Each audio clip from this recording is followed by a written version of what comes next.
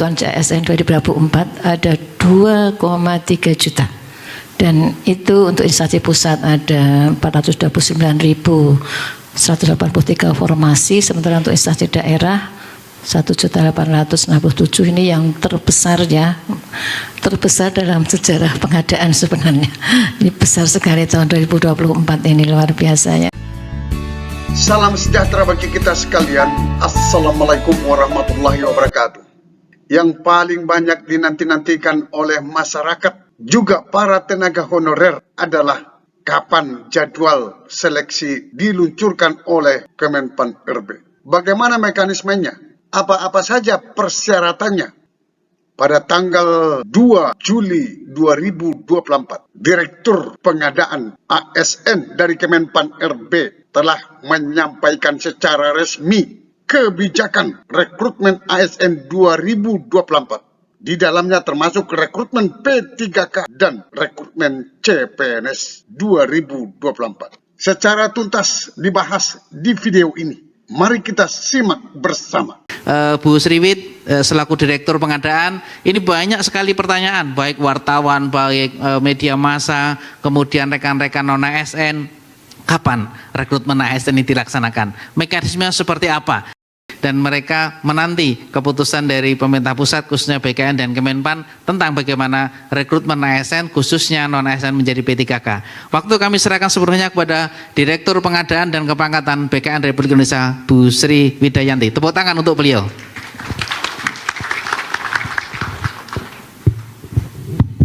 Terima kasih Pak Kaban. Bismillahirrahmanirrahim. Assalamualaikum warahmatullahi wabarakatuh.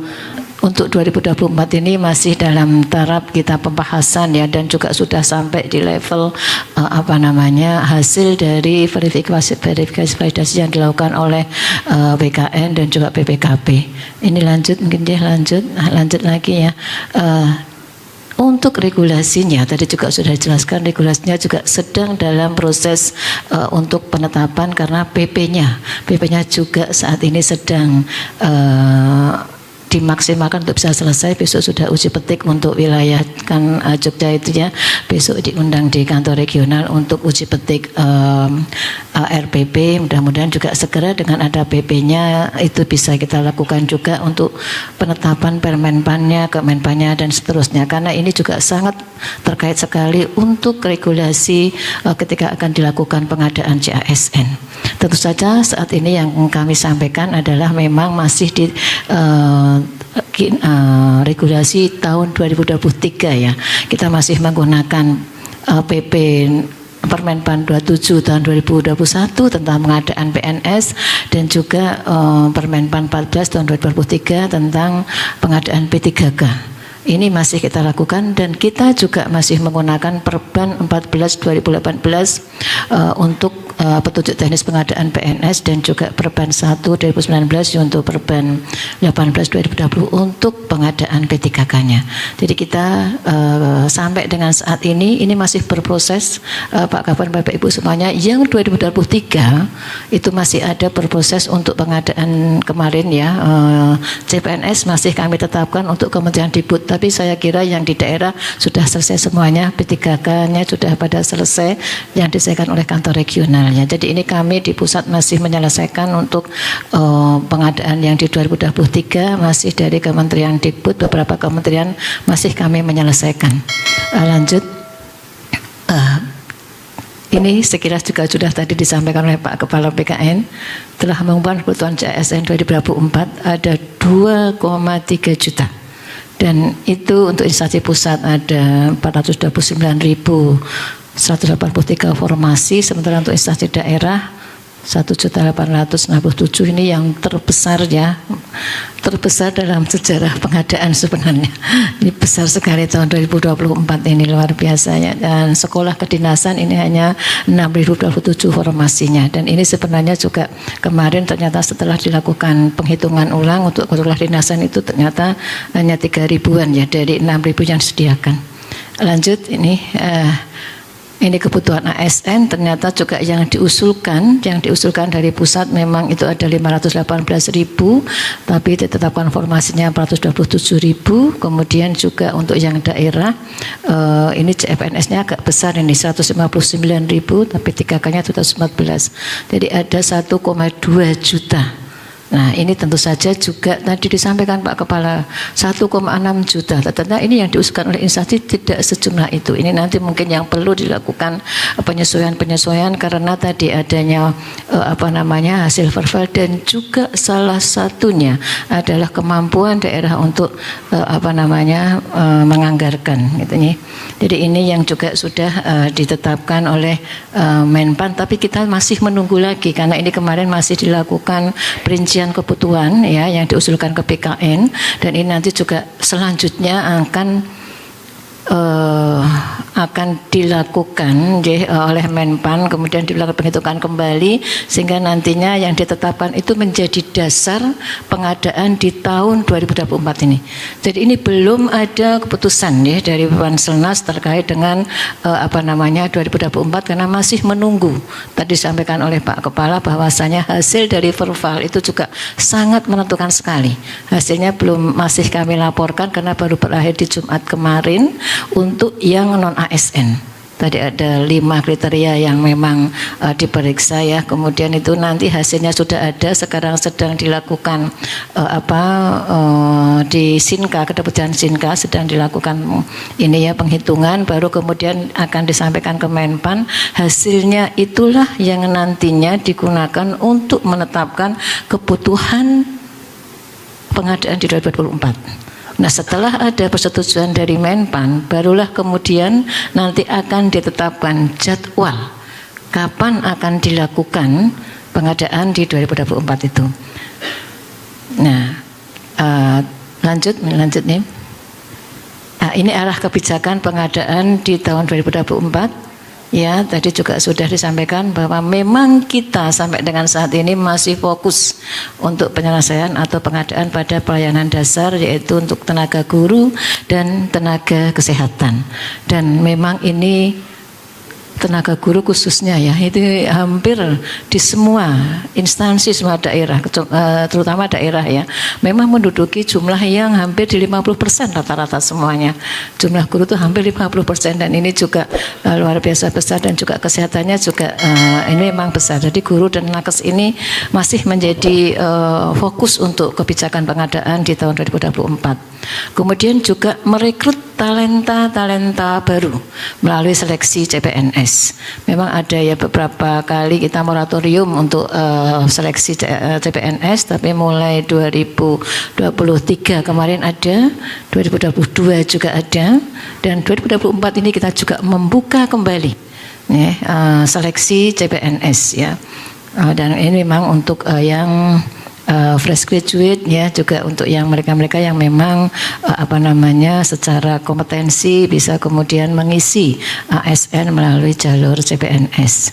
Kemudian seoptimal mungkin menyelesaikan permasalahan tenaga non ASN. Ya, sampai dengan saat ini tadi di data 2,3 juta sebenarnya data non ASN yang ada di database BKN, luar biasa, dan sudah terselesaikan hampir di 700.000 sampai dengan formasi 2023 kemarin, sehingga tersisa 1,6 juta, dan ini nanti yang memang harus diselesaikan di tahun 2024.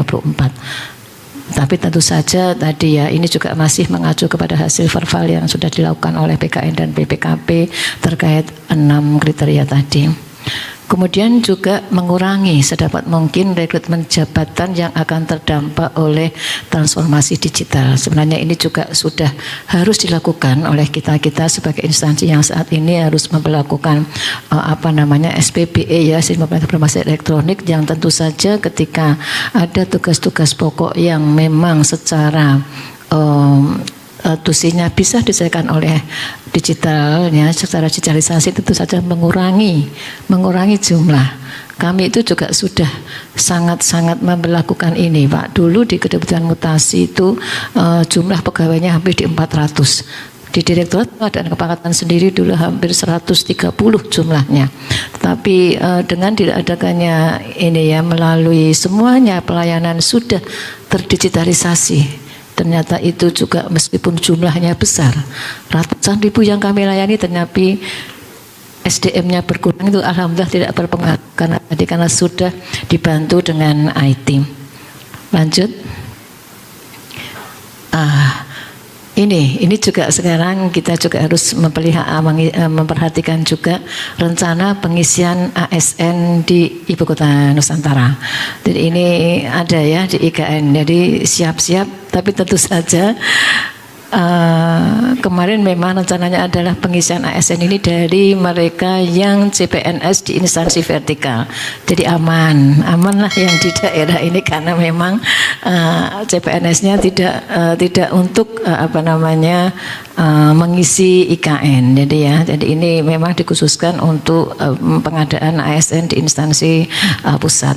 Kemudian juga di IKN ini akan diisi oleh khusus ya putra-putri terbaik wilayah Kaltim. Jadi ini juga memberikan afirmasi bagi putra-putri terbaik di wilayah Kalimantan Timur yang mereka mempunyai kemampuan kompetensi yang tinggi untuk bisa mengisi IKN melalui jalur CPNS. Dan juga mutasi pegawai ASN Pemda wilayah Kalimantan Timur, ini juga pengisian ASN di sana, karena ini sudah banyak juga yang mengajukan pindah ke IKN ya, pindah ke IKN karena ternyata ya mungkin menjanjikan di sana ya mungkin nanti akan diberikan ya tentu saja pasti ada tambahan-tambahan ketika mereka harus tinggal di IKN, dan ini sedang dipersiapkan mekanismenya. Dan untuk yang saat ini memang yang berpindah adalah yang di otorita Ibu Kota Nusantara.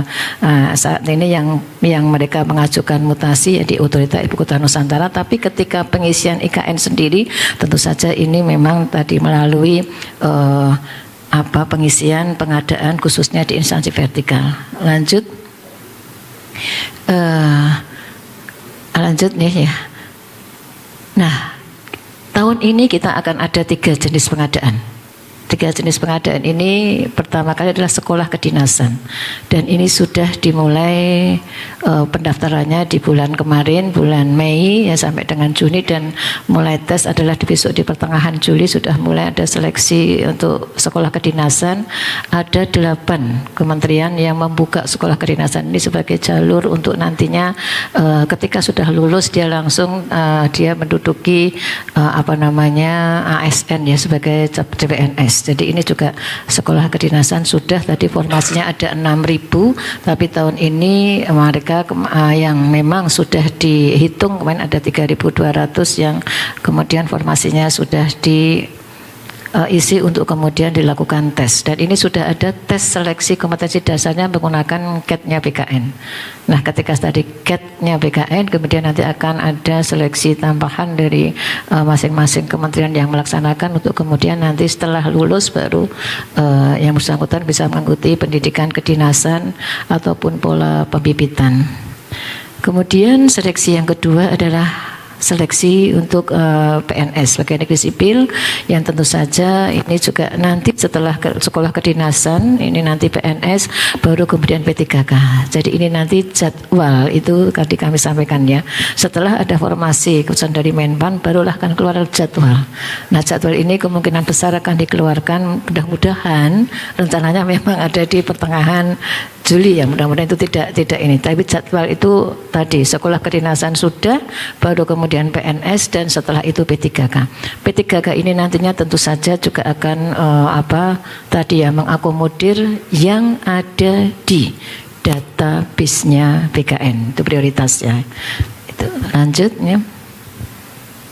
Nah, ini tahapan pengadaan tentu saja ini sama ya, sebenarnya sama dengan tahapan-tahapan yang sebelumnya. Sebelum nanti ini kemungkinan nanti akan dilakukan perubahan, memang ini sedang dalam pembahasan Permenpannya, yang mudah-mudahan nanti juga ini menjadi guidance kita, panduan kita untuk melaksanakan pengadaan. Tentu saja ada perencanaan, ada pengumuman lowongan, ada pelamaran, dan ada seleksi.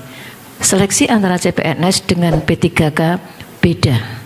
Nah, ini dibedakan. Kemudian ada pengangkatan calon PNS, ada masa percobaan bagi yang CPNS, kemudian juga pengangkatan PNS. Kalau yang P3K ini langsung diangkat menjadi P3K. Lanjut. ini ya perinciannya terkait dengan perencanaan ini juga mungkin yang harus diperhatikan Bapak Ibu semuanya, kaitannya dengan perencanaan pengadaan ini paling tidak memang harus ada jadwal terlebih dahulu. Kita sedang menunggu jadwal ini ya. Jadwal mudah-mudahan akan dikeluarkan setelah nanti ada persetujuan formasi dari Menpan, kemudian akan dikeluarkan oleh Panselnas untuk diumumkan. Kemudian juga prasarana dan sarana ini juga tentu saja harus sudah ada di sini dipersiapkan berupa peraturan, pedoman, petunjuk teknis, kemudian juga sarana, karena memang tentu saja ketika CPNS itu juga harus menggunakan CAT, P3K pun juga harus menggunakan CAT, karena tadi harus seleksi. Meskipun itu untuk menyelesaikan pengadaan tenaga non ASN yang ada di database, tetapi mekanisme untuk bisa diangkat sebagai ASN, baik itu P3K maupun PNS, harus melalui mekanisme seleksi. Jadi ini juga yang memang nanti diperlukan untuk bisa menjadi tahapan dari pengadaan. Kemudian pengumuman lowongan ini juga pasti, ini juga ada nama jabatan, jumlah lowongan ini sesuai dengan yang sudah Bapak Ibu kirimkan ke BKN. Kemarin sudah ada pencarian kebutuhan, nanti akan diverifikasi, baru kemudian nanti menjadi penetapan kebutuhan dari Menpan, dan nantinya panjenengan akan kemudian mengumumkan kepada masyarakat secara terbuka, dan ini paling singkat 15 hari kalender. Ini diatur di dalam Permenpan tentang pengadaan dan juga peraturan BKN tentang pengadaan. Jadi ini semuanya diatur, dan ini memang nanti tahap-tahap yang harus Bapak Ibu juga lakukan untuk bisa nanti memberikan informasi kepada masyarakat yang ingin mendaftar. Kalau P3K jelas tadi berasal dari datanya yang ada di database BKN. Tapi ketika CPNS ini juga yang kemudian nantinya harus diumumkan secara terbuka ya, karena memang CPNS ini mungkin nanti akan banyak sekali yang mendaftar dari fresh graduate. Kemudian persyaratan umum pelamaran lanjut ya. Nah ini yang lanjut yang memang harus menjadi perhatian kita, karena untuk CPNS dan P3K sangat-sangat berbeda. Kalau untuk CPNS ini memang 18 tahun sampai dengan 35, untuk P3K ini 20 tahun sampai dengan paling tinggi 1 tahun sebelum PUP tertentu. Kemungkinan yang 1 tahun ini yang akan kemudian nanti diubah dengan PP yang baru. Karena banyak kita temui kalau itu 1 tahun sebelum PUP itu mendaftar, nanti pada saat diangkat dia hanya melaksanakan tugas itu tidak sampai 1 tahun.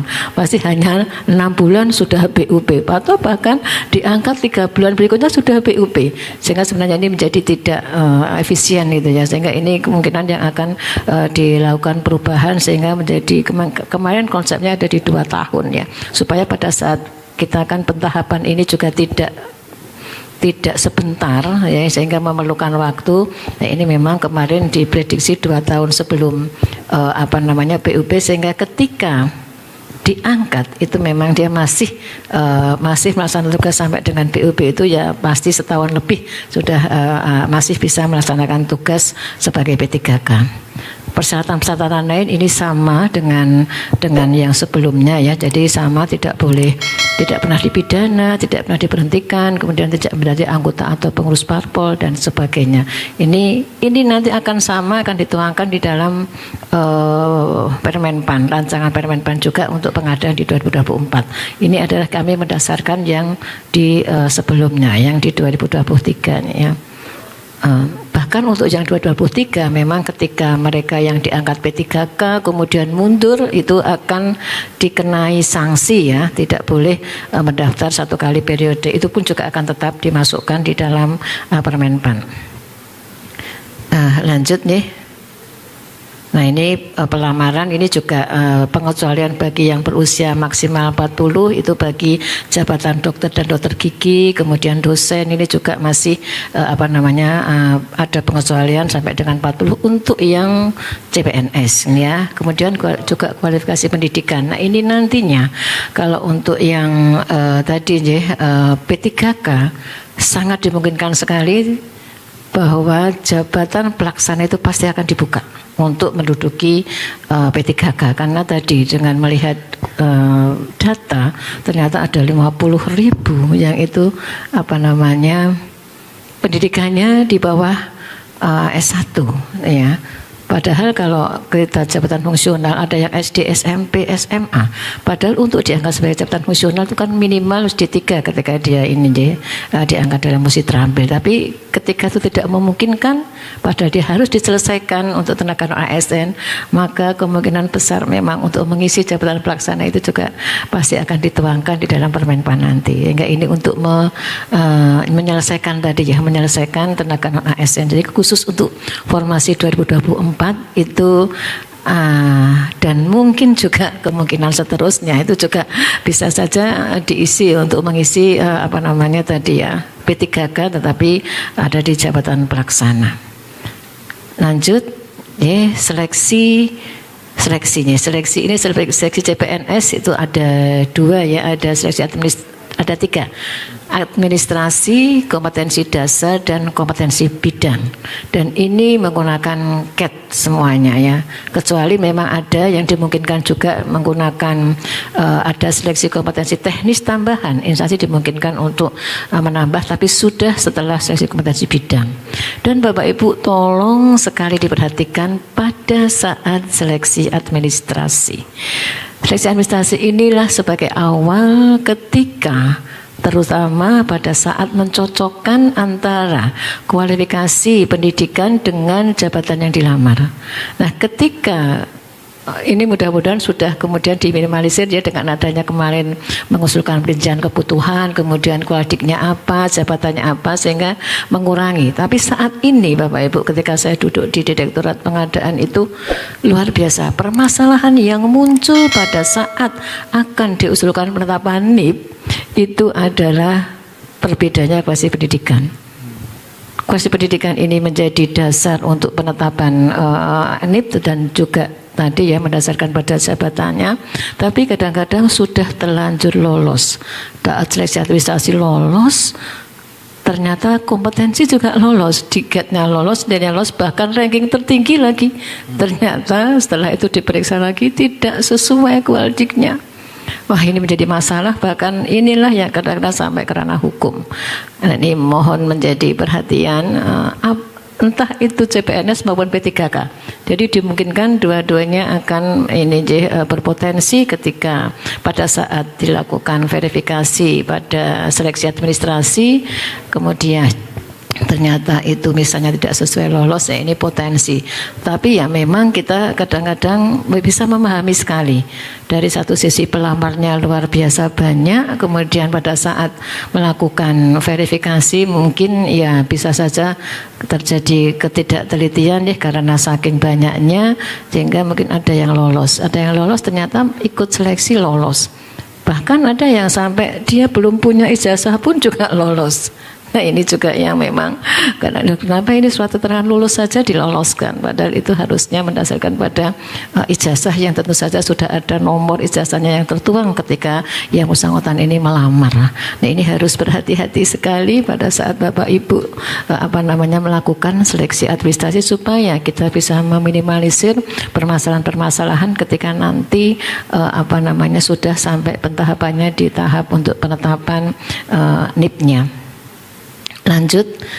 Nah, kemudian setelah dilakukan seleksi ada pengumuman hasil, dan pengumuman hasil ini semuanya menggunakan digitalisasi ya Bapak Ibu. Jadi dengan CAT ini luar biasa juga, kita tidak ada lagi sentuhan-sentuhan lainnya ya. Jadi kita hanya mendasarkan pada hasil dari ini ya yang sudah dari CAT-nya BKN, dan semuanya sekarang sudah menggunakan CAT BKN, baik itu yang dari Dikbud pun juga sudah baik CAT BKN. Lanjut, pengangkatan CASN. Jadi ini setelah dilakukan tadi pentahapan baik seleksi administrasi, kemudian seleksi kompetensi, dan ada pengumuman seleksi. Nah, ini baru kemudian prosesnya adalah diusulkan ke BKN untuk mendapatkan untuk diangkat sebagai calon aparatur sipil negara. Jadi ini yang dinyatakan lulus ditetapkan sebagai calon PNS oleh PPK setelah mendapat persetujuan teknis dan penetapan NIP dari BKN.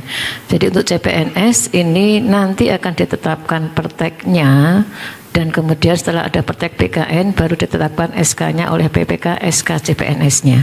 Beda dengan P3K. Kalau P3K ini nanti pelamar yang dinyatakan lulus diangkat sebagai calon oleh PPK dan kemudian diangkat sebagai P3K setelah mendapat pertek dari BKN. Jadi perteknya BKN itu untuk pengangkatan sebagai P3K.